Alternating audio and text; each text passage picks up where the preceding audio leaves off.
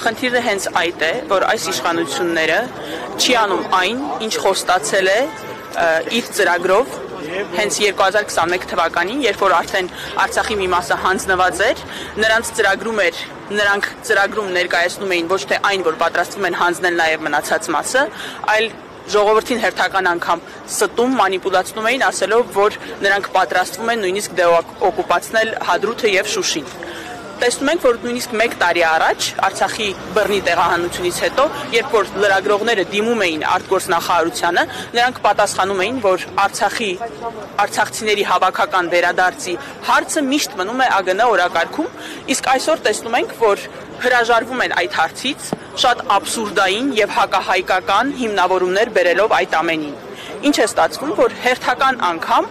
հայկական դիվանագիտությունը ոչ թե հերթական անգամ, այլ այս ամբողջ ընթացքում հայկական դիվանագիտությունը ծառայեցվում է իրենց քմահաճույքներին եւ ոչ թե հայկական շահին։ Այս ամենի մասին պետք է խոսենք եւ պահանջենք, որ եթե ոչ մի կերպ չեն բարձրաձայնում Արցախի հետ կապված խնդիրների մասին, հավաքական վերադարձի իրավունքի մասին, մեր գերիների մասին, որ Բաքվի բանտերում են, ուրեմն պետք է հարթակ ստեղծեն, որ արցախցիները իրենց իրավունքների համար պայքարեն։ Գերիների մասով իշխանությունը միշտ ասում է մենք քայլեր ձեռնարկում են, բայց միշտ չէ որ դրան մասին մենք բարձրաձայնում ենք, ըստ ձեզ քայլեր ձեռնարկում են։ Կարծում եմ դա հերթական մանիպուլյացիան է։ Նույնը թե գերիների մասին խոսելը կարող է խանգարել գերիների վերադարձին։ Մենք տեսնում ենք, որ Ռուբեն Վարդանյանը Բաքվի բանտից շատ ավելի համարձակ է խոսում եւ շատ ավելի կարեւոր հայկական թեմաների մասին է բարձրաձայնում, քան օրինակ խոսում է ԱԳՆ նախարար Արարատ Միրզոյանը կամ Նիկոլ Փաշինյանը։ Կարծում եմ դա հերթական սուտը եւ մանիպուլյացիան է։ Գերիների մասին ոչ թե պետք է ինչ-որ չխոսվի կամ խոսվի այնպես, որ ոչ մեկին լսելի եւ հասկանալի չլինի, այլ դա պետք է լինի խաղաղության կամ որևէ բանակցության ոչ թե մաս, այլ նախապայման։ Նախապայմանի մասին ասեմ հետո նաև այդ մասին։ Ստացվում է, որ ձեռք են քաշել գերիների։ Խնդիրը հենց այդ է, այո, ձեռք են քաշել եւ այն, որ մենք զբաղվում ենք, դա չի երևում, դա չի կարող նախապայման լինել, դա զուտ արդարացումներ են։ Ոչ թե չի կարող, այլ ամոթ է, որ այդ պայմանը, մեր գերիների վերադարձի պայմանը նախապայման չլինի որևէ բանակցության համար։ Ինչ վերաբերում է հարթակներին, միջազգային տարբեր հարթակներում, տարբեր երկրների պարլամենտի կողմից նույնիսկ մենք տեսնում ենք Արցախի հարցի մասին բարձրաձայնում։ Վերջերս տեսակ, որ Շվեյցարիայի պարլամենտը նույնիսկ հայտարարություն ընդունեց արցախցիների հավաքական վերադարձի մասին։ Մենք տեսնում ենք, որ միջազգային հանրությունը շատ ավելի հետաքրքրված է նույնիսկ արցախցիների հավաքական վերադարձով իրավունքների իրացումով, քան այս պահի իշխանությունները։ Ինչը նշանակում է, որ այդ միջազգային հարթակներում ոչ թե նրանք պետք է գնան եւ ներկայացնեն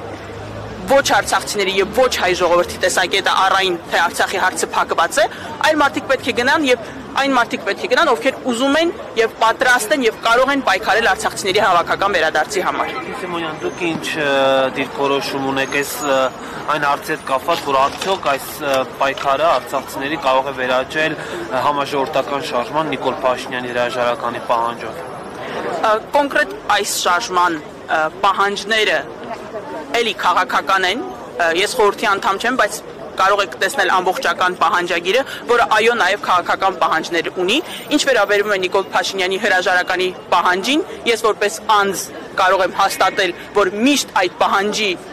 համար պայքարի առաջամարտիկն եմ, խորհրդի անունից լիազորված չեմ որևէ տեսակետ հայտնել։ Բնակության մասին խոսող հայտարարությունները պահանջում են օր առաջ Ռուսաստանից, նահանգներից եւ Ֆրանսիայից վերականգնել Մինսկի խմբի աշխատանքը։ Երկրորդը, որը ես օր-գիշեր կարծում եմ պետք է Հայաստանի Հանրապետությունում եւ հայությունը գիշերը արթնանա։ Ես սրտիցս արյուն է կախում, կաթում, դա մեր անօրինական ձևով Ադրբեջանի մարդասպան ռեժիմի տակ գտնվող մեր հարազատ, ես գիտեք, չեմ կարողանում արտահայտել, դրանք մեր տան անդամները պետք է մենք հաշվենք։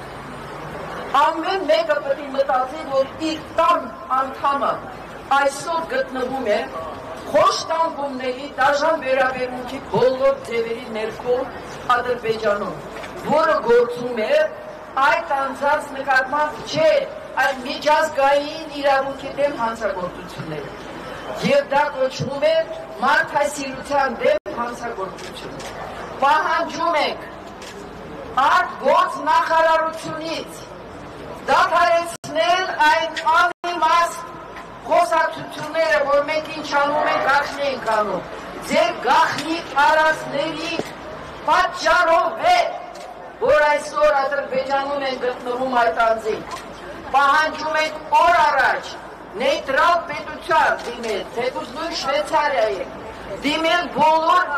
բարեկամական հարաբերություններ Ադրբեջանի հետ ունեցող պետություններին։ Օր առաջ վերադարձ մեր անօրինական Ադրբեջանում պահվող մեր եղբայրներին։ Շնորհակալություն։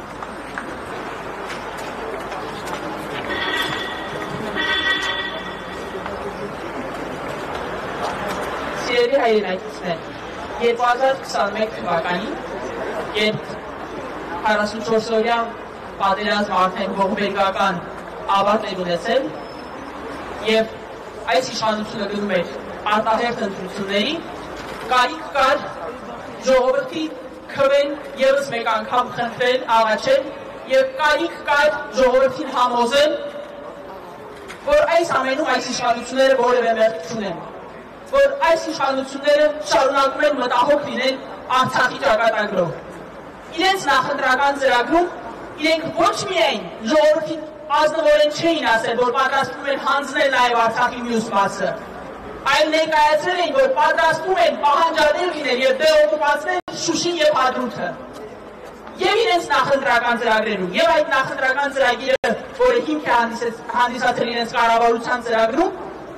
նրանք խոսում են արցախցիների իրավունքների պաշտպանության մասին, Արցախի ինքնորոշման իրավունքի մասին եւ նույնիսկ Շուշի եւ Հադրութի դեօկուպացիայի մասին։ Ավելին,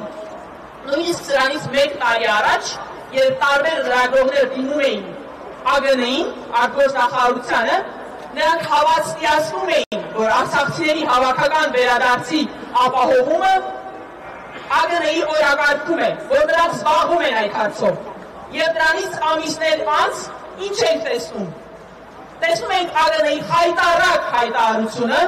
որտեղ նա ակնհայտ հայտարարում է, որ հրաժարվում է արցախցիների իրավունքների պաշտպանությունից եւ absurdային հակաիրավական ինչ-որ մի հրամանագիր է մեջ բերում։ Եվ տպավորություն է ստեղծում, որ այդ հրամանագիրը իր կեղծ ոչ իրավական լինելով հանդերձ շատ ավելի ձեռնտու է եւ օգտագործվում է ՀՀ իշխանությունների կողմից, քան Ադրբեջանի կողմից։ Եվ ինչ է ստացվում։ Մի քանի անգամ, երբ որ պետք է, երբ որ իրենց այդպես է անհրաժեշտ, հայկական դիվանագիտությունը ոչ թե ծառայեցում է ի օգուտ հայկական շահի, այլ հայկական դիվանագիտությունը խաղալիք են դարձել, օգտագործում են իրենց ներխմբային, ներկուսակցական քմահաճույքները բավարարելու համար։ Թույլ չենք տալու, որ ևս մեկ անգամ ստեք ժողովրդին։ Ուր է ձեր 2021 թվականի խոստումները։ Ուր է այն, ինչ նույնիսկ 1 տարի առաջ, երբ արդեն Արցախը բռնի տեղահանվել է, երբ Արցախի էթնիկ զտումը, բռնի տեղահանությունը տեղի էր ունեցել, խոստանում ենք զբաղվել արցախցիների իրավունքներով։ Իսկ հիմա տեսնում ենք ինչ-որ հայտարարություն եւ մինչեւ չկարդանք, թե ով է հեղինակը, շատ դժվար է գուշակել։ Դա Ադրբեջանի ԱԳՆ-ն է, թե Հայաստանի Հանրապետության ԱԳՆ-ն։ Ձեր ծրագրով 2021 թվականի ծրագրով դուք ևս մեկ անգամ խաբել, մանիպուլացրել եք ժողովրդին։ Սա ոչ թե ձեր ծրագիրն է, այլ ևս մեկ սև թուղթ, սվի թուղթ, որը օգտագործել եք միմիայն ձեր իշխանությունը պահելու համար եւ որի ոչ մի կետը հանուն հայ ժողովրդի շահերի չեք իրականացնում։ Այսօր քաղաքական ակցիա կանենք եւ ի նշան այդ սվի տվարելային ծրագիրը, որը ոչ թե հայկական շահը սպասարկելու համար է, այլ հայ ժողովրդին, Հայաստանի Հանրապետությանը ևս մեկ անգամ ստելու եւ խաբելու համար է։ Տեսակ ցայն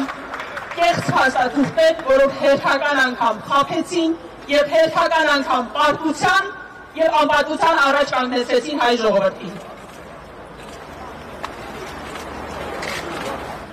Սիրելի հայրենակիցներ, այս պահին ֆիքսենք, որ ԱԳՆ-ից ոչ ոք դուրս չի եկել լսելու մեր պահանջները, լսելու մեր խնդիրների մասին, հասկանալու ինչ ենք պահանջում նրանցից։